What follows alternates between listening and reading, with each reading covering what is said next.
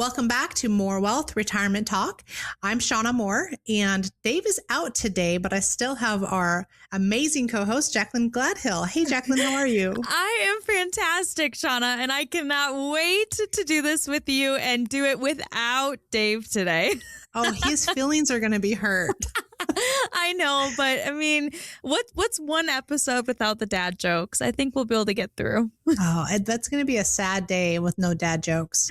But Okay. it's only one episode. He'll be back next week. So, Yeah, absolutely. And we are focusing on women today. So it kind of is appropriate that he happens to be unavailable. Yes, absolutely. And I know a few weeks ago, Shawna, you had 2 women events, and I believe in Tennessee. And so Yes. for our listeners today, that maybe weren't able to attend those women events, we're going to kind of recap for you a little bit or kind of highlight the main things that maybe are different for women, specifically for their retirement, their finances. And we relate to these. So that's why we're going to talk about it just between the two of us today. And, I'm excited, Shawna. Yeah, I'm looking forward to it. And honestly, we do actually, I always start out the women's events by saying I kicked my husband out because he'll come to, if it's regarding Social Security or tax planning in retirement, those sorts of things, he'll attend, he'll be part of those and so forth. But with the women, I joke that I'm kicking him out. I'm not really kicking him out, but we want to provide a safe place for women to feel like they can ask the questions and be more involved and not feel like they can't ask a question for the fear that it's a dumb question. There's no dumb questions, but we kind of like to play off of that. So it kind of is fitting for us to do this, just you and I as females today. And for our female listeners, we do want to provide some things to think about because retirement planning does look a lot different for women than for men for a lot of different reasons. Some of that's because we typically have a longer life expectancy. So we have a much greater risk of outliving our money. So there's a lot of different things to take into account as a woman, even if you are married, that some things may change in the future for you. Yeah, absolutely, Shawna. And, there's a staggering statistic out there that 80% of women die single, whether that's from widowhood, whether that's, any aspects of kind of just your retirement. And that's a staggering number. So, yeah. That's a big number. Yep. So we're going to go through some of those things and, so that women don't feel that they have to go at this alone or they end up in that position where if they do lose a spouse, we've had clients have that happen to them. Of course, I've been doing this for over 25 years. So when they're more involved beforehand, we can't obviously do anything about if their spouse passes. Obviously on the emotional side, we're there for them, but on the financial side, if you're more involved beforehand, whether that's, becoming a widow or divorced or whatever the case might be, it's going to be a lot easier transition for you. And so that's why we focus on having some of those women's events, to be honest. So yeah, absolutely. Well, without further ado, let's dive in.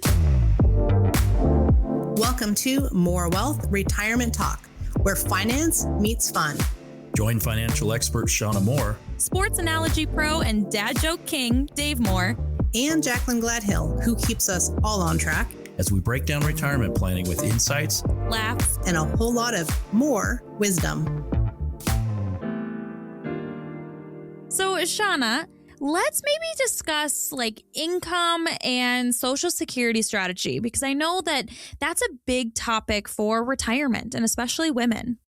Exactly. And part of that, a lot of women, and there's a lot of great career women out there that have a good Social Security benefit, and that's awesome. But there's a lot of women that have taken, maybe when the kids were young, they might have taken time off for that, to where they weren't working for a period of time. So their benefits oftentimes are lower than their spouses. That's part of it. There also can be other career interruptions. For example, when a parent falls ill, and maybe a lot of women take care of their parents. And so those things can affect your overall Social Security benefit. So when you factor those things in, and then you look at the fact that a lot of advisors don't specialize in Social Security planning, the Social Security office, government office, is not going to advise anyone on when to take Social Security. All they're going to do is give you a printout, and it's confusing.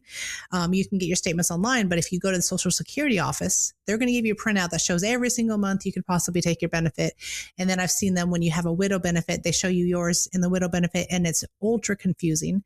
And most advisors don't specialize in that. That's something that we do for our clients. So we look at that and say, you can, as a widow, for example, you can take benefits earlier, as early as age 60, but it is a reduced benefit and it does lock that in lower, but it might still be worth it when we look at that combined with potentially delaying taking your benefits, but it depends on if you're working.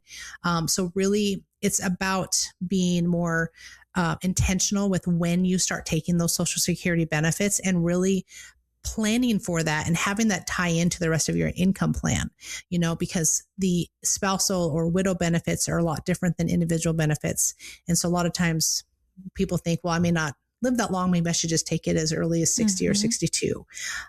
Sometimes advisors say, just wait till 67. Well, maybe that doesn't work. Maybe you want to retire at 65, or there's advisors or people that say, hey, you don't take it early. You want to wait till 70. You're going to get a higher benefit. But really, what's the optimal time based on your unique situation? Because every situation is unique. So without actually planning, you might regret the time that you started taking it. Yeah, absolutely. It's a ripple effect when you claim early. And so it's so important to talk with a financial advisor and really talk about the what ifs, right? I mean, what if you get divorced or your spouse passes away, or so many different things could happen that you always want to plan for the worst, hope for the best, is like what we like to say. Exactly. But another one, topic of conversation is really just confidence in financial planning, or really the knowledge and understanding of financial planning. And when you're sitting there with an advisor, sometimes women don't feel as confident or as understanding, and they don't feel as open to asking questions, maybe. And we hear that a lot. And, I think that's one of the things that is different about working with us and working with me is, as a woman, I've worked with a lot of women, obviously, but women advisors, female advisors, are different than male advisors. And that's not saying male advisors are bad at all by any means. But what it means is just that there's a different level of connection and understanding and more of an emotional, empathy there, and really just saying, okay, understanding the concerns that women have, whereas men advisors tend to have just more factual, here's the facts. And it doesn't mean that we're not going to get to the facts, but a lot of women in those situations that have come to us, they feel more confident because they can actually have that conversation with me, and they know that I'm going to be patient, a little bit more patient. It's just in our nature. So it doesn't mean that we're the best fit for every single person, but a lot of women do naturally gravitate towards a female advisor because there's not a lot of female advisors out there. So if someone has a male advisor, hopefully they have someone that does give them that more of that emotional connection. But if not, there are women out there, when advisors are like myself, that do take that time with their clients and making sure that you have a place where you can come in and ask those questions, whether maybe your husband took care of everything and he passed away. So now you're kind of starting from scratch, or maybe you haven't retired yet and you are married, but you want to become more involved with what's going to happen in the future if this happens.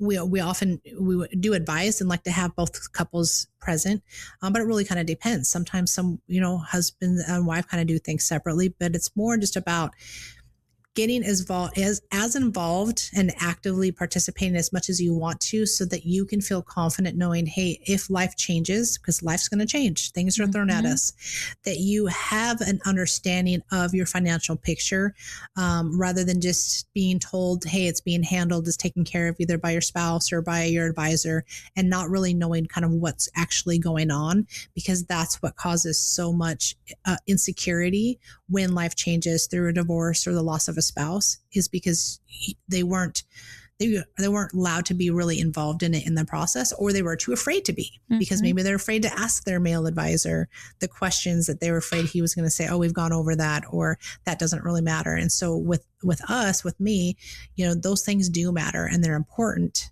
And it's important to make sure that as a woman, you're able to ask those questions, whatever those questions might be. Yeah, absolutely, Shawna. And to kind of further that conversation, it's really interesting to know that in investing specifically, you know, markets and just investing mindset, women tend to be more conservative. And I can understand that and I can see that, you know, men are more riskier investors.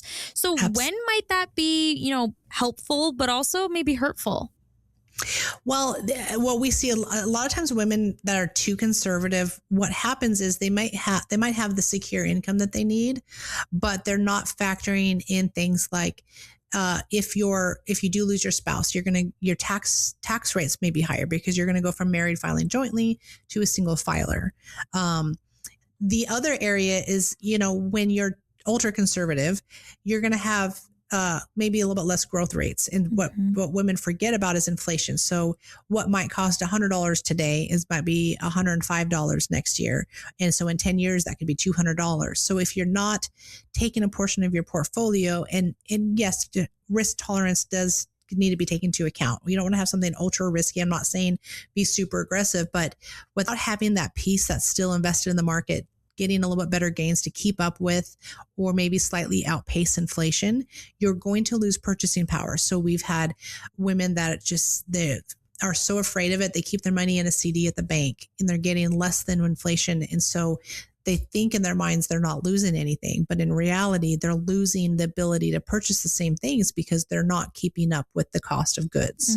And so that's where that fear comes into play. And so really having the right advisor where you know that they're not going to invest you in because some places would just put you in super high risk. So you want to make sure it's still going to be within what you're comfortable with, but not necessarily just all in CDs or safe annuities and things that have a place and they're very good. But you want to make sure you're getting that growth factor because of inflation or because of unexpected expenses. You know, you have a car repair, you need to fix the roof on your house, you have a medical expense. There's a lot of other things that you need to make sure part of your portfolio is growing and keeping up with the cost of things. Otherwise, your money is going to go faster when you do need it. Yeah, absolutely. And there is a statistic that says, you know, more women are savers versus spenders. So that's also interesting too, to talk about investing and future planning, right? But let's kind of go back maybe to some lifestyle changes for women and specifically, you know, longevity and healthcare costs. And so women often face higher long-term care needs, but we just talked about how men are more apt to pass away first. So that's so interesting, Shawna. It is kind of, if you think about it, it's kind of backwards because men are more likely to take those risks, get that growth, and then they don't live as long. They don't need the long-term care. They pass away sooner. Women are safer. They know they might live longer. And so they think that they need to protect against that income, but then they're the ones that are going to potentially be widowed and then have a failing health where they need to be taken care of. And granted, some people, their plan is their kids can take care of them, but we have to really think, is that really plausible? You know, are your kids at the point where they can take time off work or be there to take care of you? So if you have a long-term care need, like a home health care, assisted living, nursing home, women are much, much more likely to need that type of care, which is going to cost them much more than for men. But we're also not growing our assets the same because we're concerned, and then we want to have that safety. So it's kind of like a little bit backwards with that. So that's kind of what we see and what we talk through with our female clients. Yeah, that's such an interesting fact. And, you know, I know that you touched on it earlier, Shawna, but I do want to go into more depth on kind of the maybe career interruptions or lifestyle changes or transitions that are more apt to happen to women, that are more unique to women. And we've actually I had a conversation in the last week with a client, a newer client from the women's event from Nashville. And she did have to take time away from work to help take care of a parent that needed care. And also her a grandson took care of the parent, helped with that process. But as a woman, it adds so much stress. Taking time away from work. And I've actually experienced this in my own family personally through, not myself, but with aunts. And taking that time off, you're losing income. You might be, and especially if you're single or widowed, but even if you're married, you're losing that income. Now you're trying to help take care of kids still, maybe even if they're adult kids are always kids, right? So you're taking care of that. You're taking care of your own household, and now you're taking care of an aging parent. And that is stressful, not just financially, but emotionally. Yeah. And that takes a big toll. And then what happens down the road is now that same woman turns around and eventually might need care herself. And so it's kind of you get sandwiched in this generation of taking care of your parents and taking care of your household and maybe adult children or younger children. And it's really difficult. So it's, trying to plan so that if that, becomes a situation down the road for you, that you're going to be taken care of. Yeah. And it's also like your identity, where is it? Is it within your job? Is it within caregiving? Is it in, and it's just that it feels like they're pulling apart from each other. Exactly. And financially to prepare for that, I mean, that's a big question mark for a lot of people. And so, not everyone's in a position to necessarily protect against that. We have to look at what the income plan is, but it's more about just having that conversation to see what you can do so that you're not in that position in the future. Because oftentimes, again, when we go back to longevity, if you outlive your spouse as a woman, who's going to be there to take care of you? So it's important to look at some sort of long-term care plan to make sure that you have some sort of ability to pay for that, because those costs are extremely expensive. It can easily be $6,000, $7,000, $8,000, depending on the level of care, where you're at in the country. Yeah. But you can look at it and like I said, the client I talked to recently, she took a loan out of her 401k to help pay for some of those expenses. And so paying for a parent from your 401k, now your retirement is shaved down a little bit. Yeah. And obviously it's for a good reason, but it's really hard to do. So most people don't want to put their kids in that position where now it's your turn and now your kids are taking money out and borrowing to be able to pay for your care. So yeah, absolutely. Well, and I do just want to mention to our listeners, I just learned a new term, and it's called gray divorce. So Shawna, can you share maybe what that it's about? So it's about really... Okay. You never heard this term? No. I literally just learned this last week. So I'll share. You're going to have to just take over, because I'm like, I thought you were going to, I'm like, okay, cool. And I'm like, I have no idea what you're talking about. No, I will share it. Okay. Okay. So I just learned this new term last week, and it's called gray divorce. And gray divorce is basically divorce later on in life. And this, might be with identity, like we're talking about. And what happens when your kids go off and they go off and live their own life, and you are with your spouse and your identity belonged with your children. Now what? Now you separate. And wow. I don't know why. Maybe it's called gray because you got gray hair. I'm not sure. Okay. I never. Is that an attempt at a dad joke since Dave's not here? I mean, maybe. But it's more divorces are happening later in life because of identity and finances. And, truly just, you have to be prepared for that. Prepared for the worst. So it's really interesting, but yeah, I'll leave that with our listeners today. That's good information. Yeah. That's a new term for me. I just learned. Well, Shawna, maybe let's end this podcast with some action steps, some positivity, the things that maybe our listeners should look into or do, or something. Where should they start? Well, I would say to start either, if your advisor doesn't provide this type of service, but you can always call us, but know your numbers, take a look at what your income sources are, or going to be in retirement, whether that's, looking at your Social Security and making sure to work with someone where you can maximize it, optimize it, take it at the right time. But also, if you have pension benefits, your 401k, if you have rental income, whatever your income sources might be, some people are going to retire and then work part-time. So know your numbers. Also, not just the income, but what are your true expenses? So what do you need, whether that's, whether you have a mortgage or rent, or maybe you just have property taxes and insurance. What are your other expenses? If you have any loans or just, the grocery bills, where do you pay on a monthly basis? And then there's always those annual things that come up, but also plan for what do you want to do in retirement? Are you looking to travel? So look at your actual expenses and then your overall assets and make sure that you, between that, have a formal, solid, written retirement income plan, not just, hey, you can take 4% out, you'll be fine, or we're just going to sell your investments when you need income. So for example, those that are in, we talk to people all the time, but in the last couple of months, the market's been very volatile.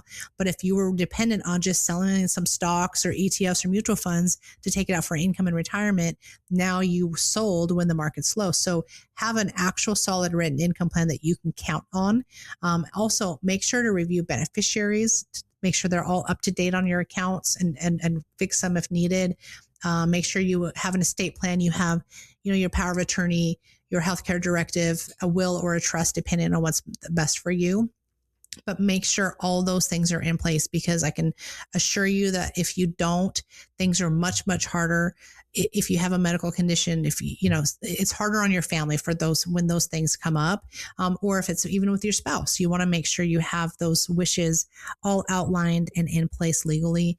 And then just make sure you build a trusted team. So make sure you have an advisor that does all these things, that talks about these things with you, that you can count on to go through this, an attorney, a CPA. So make sure you have a trusted team so that nothing's overlooked, missed, done incorrectly.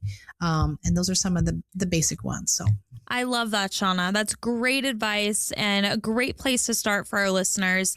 And listeners, please make sure to check out our podcast on Spotify, Apple Podcasts, or Amazon Music, or visit our YouTube channel. And of course, you can visit our website at morewealthtalk.com or give us a call at 833-4-MY-WEALTH. And Shawna, anything else you want to add? The only thing I would say, any listeners, like we always mention, if you want to call in, I do have a book that was published on Amazon, and we're happy to mail a complimentary copy out to you. So just give us a call. We can get that mailed out to you, or you can send us an email. Otherwise, you can also find that on Amazon, but it just gives you some more tips. It talks about some of the things we talked about today.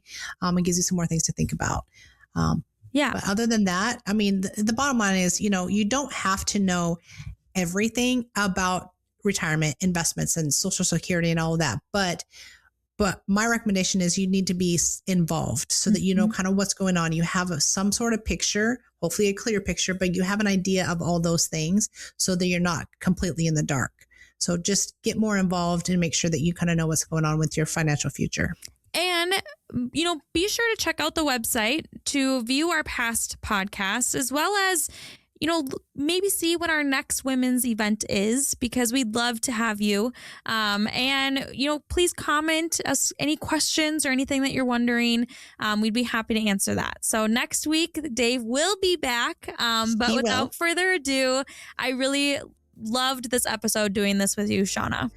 Yes, I loved it, Jaclyn. It was a lot of fun. Look forward to having Dave back. And to all the listeners, thank you for joining us today for another episode of More Wealth Retirement Talk. See you next time. Thanks for tuning in to More Wealth Retirement Talk with Shawna, Dave, and Jaclyn. We hope you enjoyed the mix of financial insight, sports wisdom, and a few dad jokes along the way. Join us next week for more ways to plan smart, laugh often, and retire with confidence. Advisory services are offered through More Wealth Partners, LLC, an investment advisory in the state of Tennessee. Insurance products and services are offered through More Wealth Management, LLC, an affiliated company.